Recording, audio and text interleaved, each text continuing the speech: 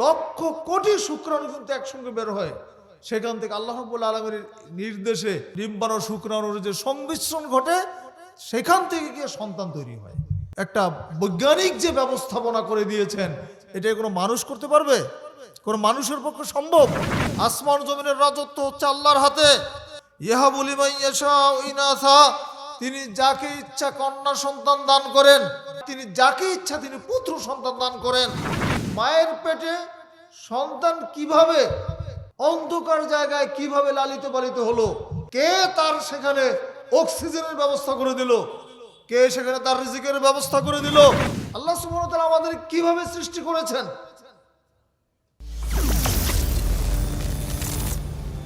আত্মাহারিক TV, ওহির আলোয় উদ্ভাসিত জীবনের জন্য। আল্লাহ সুবহানাহু ওয়া তাআলা অন্য আয়াতে বলছেন সূরা জারিয়াতের মধ্যে, ওয়াফিল আরদি আয়াতুল লিল মুকিনিন ওয়া ফি আনফুসিকুম আফালা তুবসিরুন। জমিনের মধ্যে মুমিনদের জন্য, বিশ্বাসীদের জন্য নিদর্শন ছড়িয়ে আছে। দুর্ভাগ্য আমরা এগুলো চিন্তা করি না, খেয়াল করি না। কাদের জন্য? লিল মুকিনিন, যারা ইয়াকিন সম্পন্ন, যারা ঈমানদার, যারা বিশ্বাসী, যারা তাদের জন্য। ওয়া ফি আনফুসিকুম, এবং তোমাদের নিজেদের মধ্যে অনেক নিদর্শন আছে। আল্লাহ সুবহানাহু ওয়া তাআলা আমাদের কিভাবে সৃষ্টি করেছেন, মায়ের পেটে সন্তান কিভাবে খাদ্য পেয়েছে, কিভাবে লালিত পালিত হয়েছে, একটা জীবন্ত একটা প্রাণ অন্ধকার জায়গায় কিভাবে লালিত পালিত হলো, কে তার সেখানে অক্সিজেনের ব্যবস্থা করে দিল, কে সেখানে তার রিজিকের ব্যবস্থা করে দিল, কে তার রক্ত সঞ্চালনের ব্যবস্থা করে দিল, কোন ডাক্তার সেখানে তার হার্টবিট মেপে দেখেছে, এগুলো চিন্তার বিষয়, এমনিতেই হয়ে যায় নাই। আল্লাহ রাব্বুল আলামিন কোরআন মাজিদের বিভিন্ন জায়গায় এই কথাগুলি নিয়ে এসেছেন। মানুষের সৃষ্টি সম্পর্কে তিনি বলে দিয়েছেন, ওয়ালাকাদ খালাকনাল ইনসানা মিন সুলালাতিন মিন তিন, আমি মানুষকে সৃষ্টি করেছি মাটির নির্যাস থেকে। মাটির নির্যাস থেকে মানুষ কি দিয়ে সৃষ্টি হয়েছে? আদম যে সৃষ্টি কি দিয়ে করেছেন? মাটি দিয়ে, তাই না? আল্লাহ রাব্বুল আলামিন মাটির নির্যাস থেকে মানুষ সৃষ্টি করেছেন। আদম আলাইহিস সালামকে মাটি থেকে সৃষ্টি করা হয়েছে। তারপরে তার স্ত্রী সহধর্মিণী হাওয়া আলাইহিস সালামকে তার পার্শ্ব থেকে সৃষ্টি করা হয়েছে, তার থেকে নিয়ে। তার পরবর্তীতে আদম সন্তান থেকেই স্বামী স্ত্রীর বৈধ সম্পর্কের মাধ্যমে আল্লাহ রাব্বুল আলামিন মানব সন্তান, মানব বংশ বিস্তার করে দিয়েছেন।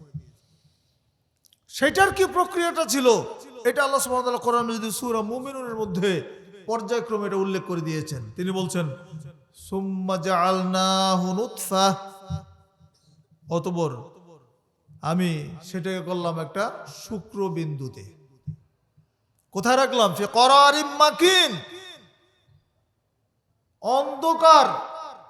অন্ধকার নিরাপদ একটা জায়গায়, সেফটির সাথে আল্লাহ রাব্বুল আলামিন এই শুক্র বিন্দুটাকে সেখানে সংরক্ষণ করলেন।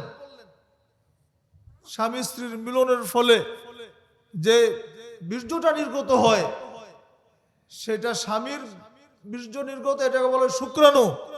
আর মায়ের স্ত্রীর জরায়ুতে থাকে ডিম্বাণু। এই শুক্রাণুর লক্ষ কোটি শুক্রাণু কিন্তু একসঙ্গে বের হয়, সেখান থেকে আল্লাহ রাব্বুল আলামিনের নির্দেশে, হুকুমে একটি মাত্র ডিম্বাণু স্ত্রীর জরায়ুতে প্রবেশ করার অনুমতি পায়। যখন সেটা সেখানে যেতে পারে, তারপরে ডিম্বাণু শুক্রাণুর যে সংমিশ্রণ ঘটে, সেখান থেকে গিয়ে সন্তান তৈরি হয়। আল্লাহ রাব্বুল আলামিন এই যে একটা বৈজ্ঞানিক যে ব্যবস্থাপনা করে দিয়েছেন, এটা কোনো মানুষ করতে পারবে? কোন মানুষের পক্ষে সম্ভব? আদৌ সম্ভব নয়। আল্লাহ বলছেন, সুম্মা খালাকনান নুতফাতা আলাকা, অতঃপর সেই নুতফা, যেটা শুক্রবিন্দুটাকে আমি জমাট রক্তে রূপান্তরিত করি। প্রথমে এটা একটা বুদবুদ হয়ে থাকে শুক্রাণুটা, তারপরে এটা একটা জমাট রক্ত জমে থাকে না, জমাট রক্তের মতো হয়। ফাখালাকনাল আলাকাতা মুযগা, অতঃপর সেই জমাট রক্তটাকে আমি গোশত পিণ্ডে রূপান্তরিত করি, একটা গোশতের একটা টুকরা হয়। ফাখালাকনাল মুযগাতা ইযামান, অতঃপর এই গোশতের টুকরাটাকে আমি হাড় হাড্ডি দেই। এই যে হাত পা, অর্থাৎ এক কথা স্ট্রাকচারটা আমি তৈরি করি, বডিটা আগে তৈরি করি। বিল্ডিং বানানোর সময় আগে কি করেন? রড বাঁধেন, তাই না?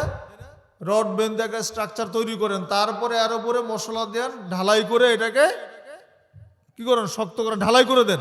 তো ঢালাইয়ের আগে হচ্ছে রড মিস্ত্রির কাজ, আগে স্ট্রাকচার তৈরি করতে হয়। আল্লাহ রাব্বুল আলামিন মানব দেহের স্ট্রাকচারটা তৈরি করেন, ফাকাসাউনাল ইযামা লাহমা, এরপরে এর উপরে আমি গোশত লাগিয়ে দিচ্ছি। সুবহানাল্লাহ।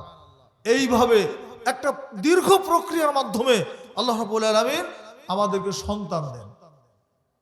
মায়ের পেটে সন্তানটা কি হবে এটা কি আমরা জানি? ছেলে হবে না মেয়ে হবে বলতে পারবেন? বলার কোনো ক্ষমতা আছে? নেই। আল্লাহ সুবহানাহু ওয়া তাআলা বলে দিয়েছেন, হ্যাঁ বলতে পারবেন। কখন? এখন যদি আপনারা বলেন, হ্যাঁ বলা তো যায়, এখন তো আল্ট্রাসাউন্ড করলে তো জানা যায় যে এটা ছেলে না মেয়ে। তো এটা কি আল্ট্রাসাউন্ড করার পরে জানেন? তো আল্ট্রাসাউন্ডটা করেন কখন? যখন সন্তানটা মায়ের পেটে আকৃতি লাভ করে, যখন সন্তানটা ছেলে মেয়ের রূপ তৈরি হয়ে যায় তখন। কিন্তু আল্লাহ সুবহানাহু ওয়া তাআলা কোন সন্তান কাকে দিবেন এইটা বুঝার কোনো ক্ষমতা কিন্তু কারো নেই। এটা সম্পূর্ণ আল্লাহ সুবহানাহু ওয়া তাআলার হাতে। আল্লাহ বলে দিয়েছেন, লিল্লাহি মুলকুস সামাওয়াতি ওয়াল আরদ, আসমান জমিনের রাজত্ব হচ্ছে আল্লাহর হাতে। ইয়াখলুকু মা ইয়াশাউ ইয়াহাবু লিমান ইয়াশাউ ইনাসা, তিনি যা ইচ্ছা তাই সৃষ্টি করেন। ইয়াহাবু লিমান ইয়াশাউ ইনাসা, তিনি যাকে ইচ্ছা কন্যা সন্তান দান করেন। ওয়ায়াহাবু লিমান ইয়াশাউ যুকুর, তিনি যাকে ইচ্ছা তিনি পুত্র সন্তান দান করেন। আল্লাহর আসমান জমিনের রাজত্ব হচ্ছে আল্লাহর, স্রষ্টা হচ্ছেন তিনি। তিনি যা ইচ্ছা করেন তাই সৃষ্টি করেন। তিনি মায়ের পেটে ইচ্ছা করলে তিনি কাউকে তিনি কন্যা সন্তান দেন, কাউকে তিনি পুত্র সন্তান দেন। ওয়ায়াহাবু লিমান ইয়াশাউ ওয়া ইউযাওবিজুহুম যুকরানা ওয়া ইনাসা, আর যাকে ইচ্ছা তিনি পুত্র এবং কন্যা উভয় সন্তানই দান করেন, যমজ সন্তান দান করেন, দুইটাই দেন। ওয়ায়াজআলু মান ইয়াশাউ আকিমা, আর যাকে ইচ্ছা তিনি বন্ধা করে দেন। আমাদের মধ্যে বন্ধা আছে না? সন্তান হয় না। কারো তো দেখা যায় মেয়ে হচ্ছেই, 3টা 4টা 5টা মেয়ে কন্যা সন্তান হয়েছে, কারো আবার শুধু পুত্র সন্তানই হচ্ছে, কারো পুত্র কন্যা দুইটাই হচ্ছে, কারো বন্ধা হচ্ছে। তাহলে এই সম্পূর্ণ বিষয়টার নিয়ন্ত্রক এটা কে? আল্লাহ সুবহানাহু ওয়া তাআলা।